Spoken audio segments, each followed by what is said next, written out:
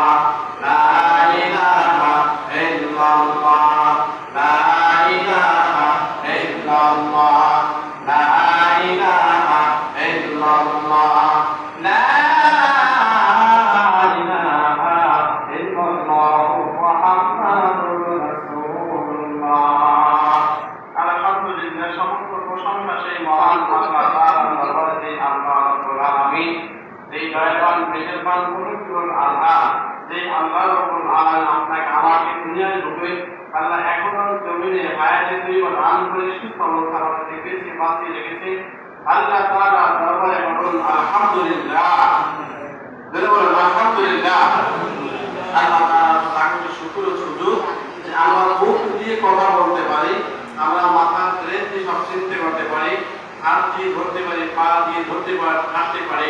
আল্লাহ তাআলা যে সুযোগ করে দিয়েছে, আল্লাহ তাআলার উপর যদি আমরা কিয়ামত পর্যন্ত এই নিয়ামতের সূত্রে করে যদি কিয়ামত পর্যন্ত যদি আমরা সিজদায় পড়ে থাকি, তারপর এই নিয়ামতের সুযোগ আদায় হবে না। বলুন সুবহানাল্লাহ। আজকে ছোট্ট আলোচনা করব রাদিয়াল্লাহু আনহু ওয়া রাদু আন যালিকা লিমান খাশিয়া রাব্বাহ। এই আয়াতে আল্লাহ পাক রব্বুল আলামিন নবীকে উদ্দেশ্য করে ইয়া রাসূলুল্লাহ ইয়া হাবিবাল্লাহ, আমি আল্লাহ পাক রব্বুল আলামিন আপনার সাহাবীদেরকে যেমন করে বলেছিলাম, ও মানুষেরা, ও আইয়ুহান নাস তাকুল্লাহ, এই দুনিয়ার মানুষ আল্লাহকে ভয় করো। আমি যেমন বলে কোরআনের মাধ্যমে আপনাদের মানুষদের জানাইছি, আপনার সমস্ত মুসাহাবীরা আমি আল্লাহকে 100% কথা মতো পুরো ভালোবাসতে ভয় করতে। বলুন সুবহানাল্লাহ।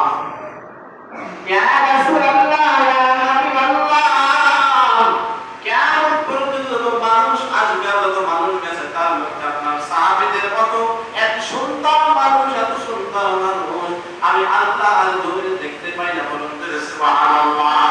কারণটা কি? আমি আল্লাহ যেভাবে বলেছি, আমি আল্লাহকে যেভাবে ডাকতে বলেছি আপনার সাহাবীরা আমি আল্লাহকে সেইভাবে ডাকছে। আমি আল্লাহকে যেমন করে নামাজ পড়তে বলেছি সাহাবীদেরকে, আপনার সাহাবীরা তেমন করে নামাজ পড়ে আমি আল্লাহকে ডাকাইছে।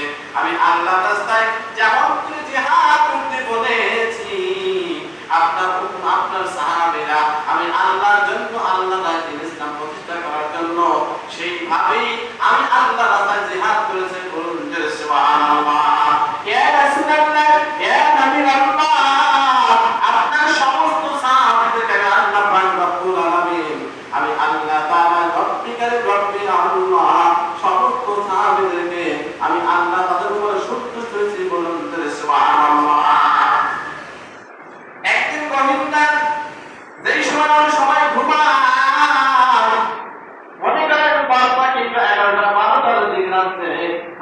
নবীর সাহাবী হযরত আবু বকর রাদিয়াল্লাহু তাআলা জঙ্গলায় রাস্তার মধ্যে দৌড়ায় আর দৌড়ায়, এমন সময় দেখতেছে হযরতে আবু বকর রাদিয়াল্লাহু তাআলা আনহু ওই রাত 10টা-11টার দিকে মানুষ ঘুমায় অস্থির হয়ে গেছে। সেই সময় এই দুইজন সাহাবী রাস্তার মধ্যে দৌড়ায় বলতেছে সুবহানাল্লাহ। সাক্ষাৎ আল্লাহ তো জিজ্ঞেস করতেছে, এই গভীর রাতে মানুষ সবাই ঘুমে বিপদ, তুমি কেন ঘুমাও না? তোমার কি ঘুম আসে না? বলতেছে অবশ্যই ভাই, পেটে যে ক্ষুধার যন্ত্রণা বেঁধে আছে, এত ক্ষুধার যন্ত্রণা সহ্য করতে পারি না।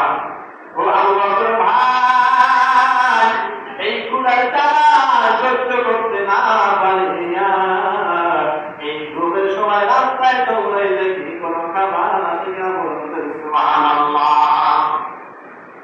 ওমর বলতে ভাই, আমি তো এই জন্য আপনি কেন রাস্তায় চলে আসছেন? আল্লাহর নবীর সাহাবী আবু বকর বলতেছে, আল্লাহর কসম করে বলি আবু ওমর, তুমি যেই জন্য রাস্তায় বের হয়েছো ওই ক্ষুধার যন্ত্রণা সহ্য করতে না পেরে আমি আবু বকর এই গহীন রাতে রাস্তায় দৌড়ায় পেটের ব্যথায় বলেন সুবহানাল্লাহ। এই হলো সাহাবীদের চরিত্র। এই আল্লাহ রাব্বুল আলামিন এদেরকে বলেছেন রাদিয়াল্লাহু আনহু ওয়া রাদিয়াল্লাহু আনহু খাশিয়া রাব্বা ইয়া রাসূলুল্লাহ ইয়া হাবিবাল্লাহ, আপনার সমস্ত সাহাবীদেরকে আমি আল্লাহ রাব্বুল আলামিন কবুল করে নিয়েছি। বলুন সুবহানাল্লাহ।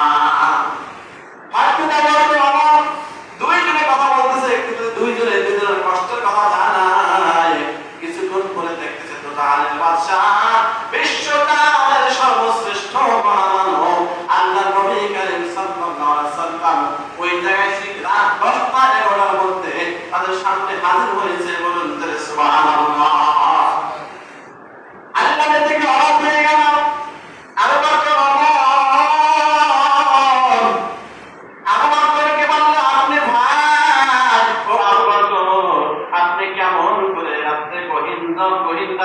বাইরে চলে আসেন, কেন আসেন বলে দেন?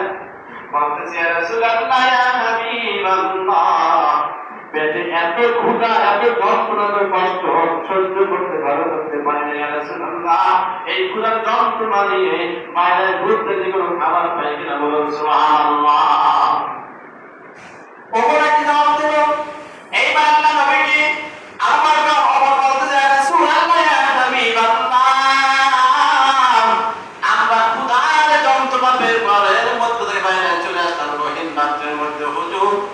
আপনি কেন আসছেন একটু বলিয়া দেন। আল্লাহ চোখের পানি ছেড়ে আল্লাহ কি ভর করে বলতে পারে, তোমরা যেই কষ্টে পরে ঘর থেকে বের হয়েছো আমি রাসূল সেই একই কষ্টে পরে ঘর থেকে বের হয়েছি। বলুন সুবহানাল্লাহ। দুজাহানের বাদশা, সারা বিশ্ব জাহানের মহামানব, বিশ্বের শ্রেষ্ঠ মহান যিনি, এইবার প্রথম জান্নাতে যে মানুষ হবে আবু বকর রাদিয়াল্লাহু তাআলা, সেকেন্ড ক্লাস জান্নাতে সেকেন্ডে যাবে দ্বিতীয় পর্যায়ে, তিনি হচ্ছেন ওমর রাদিয়াল্লাহু তাআলা। আল্লাহ নবী বিশ্বদানের সর্বশ্রেষ্ঠ মহামানব, তিনজনের পেটে কোনো খাবার নাই, অথচ এই পৃথিবীর সবচেয়ে শ্রেষ্ঠ মহামানব আছে মুহাম্মদ সাল্লাল্লাহু আলাইহি ওয়াসাল্লাম এবং তার দুই সহচর। বলেন সুবহানাল্লাহ। তাদের পেটে খাবার নাই, তাদের পেটে ক্ষুধা যন্ত্রণা, আর আমাদের পেটে খাবার আছে, যন্ত্রণা নাই, কষ্ট নাই। এর কারণ আল্লাহর দরবারে আমি কষ্ট করে যাই, আমার সাহাবীরা কষ্ট করে যায়, কিন্তু আমার গুনাহগার উম্মত সামনে আসবে, তারা এই কষ্ট না করে। বলেন সুবহানাল্লাহ। আমরা সেই নবীকে ভুলে গেছি, আমরা সেই নবীর উপর দুরূদ পড়ি না, সেই নবীর সুন্নাত টুপি মাথায় দেই না, সেই নবীর সুন্নতি পাঞ্জাবি গায়ে দিই না, সেই নবীর সুন্নাত জীবন করি না, তাহলে কিয়ামতের কঠিন মুসিবতের দিন আমাদের বড় কঠিন হয়ে যাবে জান্নাতে যাওয়া। এইবার আপনার আল্লাহ নবী দুই সহচর, দুই বন্ধুকে নিয়ে সামনে কিছুদিন অগ্রসর হওয়ার পরে দেখে একটা বাড়ি, ওই বাড়ির মধ্যে গিয়ে যাওয়া শুরু করেছে। এখন রাত্রের বেলা একটা মহিলা, ওই সাহাবীর মহিলা দেখতেছে দুজাহানের বাদশা রাহমাতুল আলামিন, যাকে না বলেন আসমান জমিন সৃষ্টি হইল না, আর তার সাথে দুই সহচর আছে, বিশ্বের মধ্যে আল্লাহর নবীর পরে যাদের স্থান সম্মান মর্যাদা আজকে সেই তিনজন মহামানব আমার বাড়ির মেহমান এসেছে। আপনি বলুন সুবহানাল্লাহ। যেই বাড়িতে কোনো মেহমান গেলে ওই বাড়ির মালিক খুশি হয়, আল্লাহ রাব্বুল আলামিন ওই মালিক বলে আল্লাহ বেশি খুশি হয়, বলুন সুবহানাল্লাহ। সাহাবী বউ দেখে স্ত্রী দেখতেছে এমন মানুষ আছে পৃথিবীর শ্রেষ্ঠ সেরা মহামানব, এর চেয়ে মানুষ পৃথিবীতে হতে পারে না, এর চেয়ে সুন্দর মানুষ পৃথিবীতে নাই। তার সাথে দুই সহচর দুই বন্ধু আছে, তারা হচ্ছে বিশ্বের অন্যতম আমলদার মানুষ, বলেন যে সুবহানাল্লাহ। আম্মা জান সাহাবীর স্ত্রী থেকে পাগল হয়ে গেছে, আর বলতেছি আল্লাহ ইয়া রাব্বুল আলামিন, আজকে আমার বাড়ি নবী আসবে, নবীর দুই সহচর চলে আসবে, এর যে শান্তি, এর যে সম্মান, এর যে মর্যাদা, আল্লাহ তোমার কাছে আমি আর কিছু চাই না। আল্লাহ গো, এর যে সুন্দর সম্মানিত দিনে আমি তোমার জমিনে কিছু পাইতে চাই না, বলুন যে সুবহানাল্লাহ। সাহাবীর স্ত্রী সে থেকেই নবী খুশি হয়ে গেছে আমার ঘরে আসুক, আর ঠিকই ওই সাহাবীর বাড়ির ভিতরে গিয়ে বসতে, বলুন যে সুবহানাল্লাহ। বিদার থেকে আল্লাহ নবীর সাহাবীর স্ত্রী বলছে আহলান সাহলান মারহাবা ইয়া মেহমান, আহলান সাহলান মারহাবা, আপনারা আসছেন আমি দেখে খুশি হয়েছি, আপনারা ভালো করে সুন্দর করে বসেন, আমি নাস্তার ব্যবস্থা করতেছি, বলুন যে সুবহানাল্লাহ। আসলে কিন্তু তারা কত খাবারের কথা, আল্লাহ নবী দুই সাহাবী তারা কত খাবারের কথা, ক্ষুধার যন্ত্রণা একটু যে কোনো খাবার পায় এই খেয়াল করে দেওয়া গেছে। আল্লাহ তাআলা সেই সাহাবীর স্ত্রীর অন্তরে রহমত ঢেলে দিয়েছে, বলুন সুবহানাল্লাহ। কিছুক্ষণ পরে সাহাবী বাড়ি চলে আসছে, বাড়ি আসার পর দেখতেছে কে আমার ঘরে এরকম ঝলঝল করে আলোকিত হয়ে গেছে, মনে হয় পূর্ণিমার চাঁদ ঘরে এসে বসে রয়েছে। দেখতেছে সুন্দর করে আল্লাহ নবী আর দুই সহচর বিশ্বের শ্রেষ্ঠ মহামানব বন্ধু দুইজন আবু বকর ওমর, এই তিনজন বিশ্বের সর্বশ্রেষ্ঠ মহামানব আল্লাহ নবীর সাহাবী করে এসেছে। দেখে বলতেছে ইয়া রাব্বুল আলামিন, আজকে আমার চাইতে বড় মেজবান কেউ হতে পারবে না, আমার ঘরে যে মেহমান তিনজন আছে এর চেয়ে বড় মেহমান এই পৃথিবীতে হতেই পারে না, বলুন যে সুবহানাল্লাহ। এত খুশি সাহাবী দেখে বলছে আল্লাহ আজকে আমার চেয়ে বড় মেজবান এই পৃথিবীতে নাই, বলুন যে সুবহানাল্লাহ। মেজবান যারা দাওয়াত করে খাওয়ায় আর মেহমান যারা দাওয়াত খাইতে যায়, আল্লাহ আল্লাহ আমার অন্তর অনেক খুশি হয়ে গেছে, আল্লাহ অনেক শান্তি পেয়েছে এই মহামানবকে পায়ে বাসায় পেয়ে। তারপর আপনার শর্টকাটে করে দিই, তারপর আপনার সাহাবী বলতে স্ত্রী সবাই করলো তাড়াতাড়ি ছুরি দাও, তাড়াতাড়ি ছুরি লইয়া খেজুর বাগানে চলে গেছে। খেজুর বাগানে যাওয়ার পরে আপনার শুকনা খেজুর যেটা কষ্ট রস পড়ে, একবারে তরুতলা খেজুর তার বাগান থেকে কিনে নিয়ে আসছে। একটা আছে শুকনো খেজুর, একটা আছে মোটামুটি ভিজা, একটা তরল সুন্দর, এই তিন পদ খেজুর এনে একটা তাজা বলেন ইয়া রাসূলুল্লাহ এটা আপনি পেট ভরে খান, বলেন যে সুবহানাল্লাহ। মানে কি জানেন, অনেকে চায় হুজুরে খাইলেই ওর শান্তি যায়, আসলে এটা সত্যি কথাই। একজন হুজুরকে, একজন ভিক্ষুককে, গরিবকে খাওয়াবেন আল্লাহ তাআলা বেশি খুশি হয়, বলেন যে সুবহানাল্লাহ। হুজুরকে খাওয়ার এই নিয়তে আমি আল্লাহ নবীর ওয়ারিসকে খাওয়াই, এই জন্য হুজুর যা করে করুন, আপনি হুজুরকে খাওয়ান, ভিক্ষুককে খাওয়ান, গরিবকে খাওয়ান, আল্লাহকে খুশি করার জন্য। মানুষ কিনা বলেন হুজুর আপনি পেট ভরে খান, ভালো করে দাওয়াতে খান, হুজুর সুন্দর করে খান, ও সাহাবীরা আপনারা ভালো করে খান, আসলে তাদের পেটের প্রচন্ড ক্ষুধা, ওকে তো সব খেতে পারে। আর আবার আল্লাহ নবী সাল্লাল্লাহু আলাইহি ওয়াসাল্লাম আবু বকর খাওয়া শুরু করেন, তাড়াতাড়ি খাওয়া শুরু করেন। আল্লাহ নবী আবু বকর সব আপনি বলতে সবাই জানেন তো, আপনি বলতেন, কারণ কি আল্লাহ নবীর চেয়ে বয়সে 2 বছরের সম্পর্ক বড় ছিল, অথচ সাহাবী ওদিকে শ্বশুর, আমাদেরকে সে নবীর নবী হচ্ছে তার জামাই, কিন্তু নবী তাকে বলতে সবসময় আপনি করে বলতেন, বলতেন তাড়াতাড়ি খান, তাড়াতাড়ি খাওয়া শুরু করো, পেটে ক্ষুধা না, পছন্দ ক্ষুধা খাই বলে তাড়াতাড়ি। তাড়াতাড়ি খাওয়া শেষ করলো, ইয়া রাসূলুল্লাহ আপনি তাড়াতাড়ি বসেন, স্ত্রী ছুরি দাও তাড়াতাড়ি। এবার বড় ছুরি নিয়ে বলতেছে আমি যাই বকরি জবাই করি। রাত্রে বকরি জবাই কত খুশি, এক হয় পেট ভরাইয়া এখন বকরি জবাই করা শুরু করবে, কারণ আল্লাহ বলতেছে ও সাহাবী এত খুশি হইও না, তুমি খুশির চোটে আবার দুধওয়ালা বকরি জবাই করো না, বলে দিলে সুবহানাল্লাহ। দেখেন নবীর কত সুন্দর আচরণ, কত সুন্দর ভদ্রতা, কত সুন্দর জ্ঞান, এত খুশি সাহাবী আর বকরির পালে যাইবে। যদি রাত্রে অন্ধকারের মধ্যে যেই বাচ্চা দুধ পান করে ওই দুধওয়ালা বকরি জবাই দিলে ওই বাচ্চা খাইবে কি? বলতেছে সাহাবী একটু খেয়াল করে দেখো যে দুধওয়ালা বকরি জবাই দিও না, বলেন সুবহানাল্লাহ। আল্লাহ নবী প্রত্যেকটা কথাই আমাদের জন্য রহমত, শান্তি স্বরূপ। বলবে হুজুর না এটা ভুল আমি করবো না। তারপরে সেই সাহাবী গিয়ে সুন্দর করে বকরি জবাই করে ওই হাতে ভুনা করে গরুর বকরির গোশত রুটি ভাত খাওয়াইয়া আল্লাহ নবী সাল্লাল্লাহু আলাইহি ওয়াসাল্লামকে দুই বন্ধুকে খাওয়াইয়া পেট পুড়েছে বলেন যে সুবহানাল্লাহ। এখন মনে করেন নবীকে খাওয়াইছে, দুই সাহাবীকে খাওয়াইছে, আল্লাহ তাআলা ওই সাহাবীকে সবচেয়ে বড় দাওয়াত দেবে কি দেবে না? দেবে কি দেবে না? আল্লাহ নবীর কাছে পেটে প্রচন্ড ক্ষুধা, অত্যন্ত ক্ষুধা।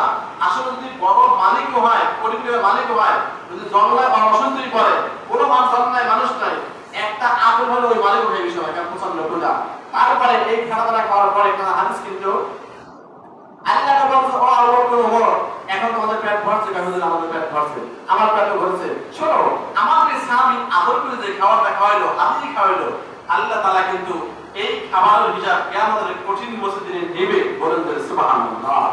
তাহলে আমি যা বলতে চাইছি, আল্লাহ পেটে প্রচন্ড ক্ষুধা, নবী খাওয়াইলো, হালাল জিনিস ভক্ষণ করাইলো, হাদিয়া খাওয়াইলো, এই খাবারটা নাকি আল্লাহ তাআলা যদি কিয়ামতের হিসাব নেয়, তাহলে আপনাকে কার খাবার খায়, কার খাবার চুরি করে খায়, কার খাবার ঘুষ দিয়ে খায়, কার টাকা সুদ দিয়ে খায়, কার টাকা জোর খাইয়ে খায়, কার টাকা খাইতেছি বলেন, কার টাকা খায়, এক টাকা দুটো খাইয়া পেট নষ্ট করে লাভ নাই। আল্লাহ পাক আমাদের সকলকে হালাল রুজি ভক্ষণ করার তৌফিক। আমিন। আসসালামু আলাইকুম ওয়া রাহমাতুল্লাহি ওয়া বারাকাতুহু।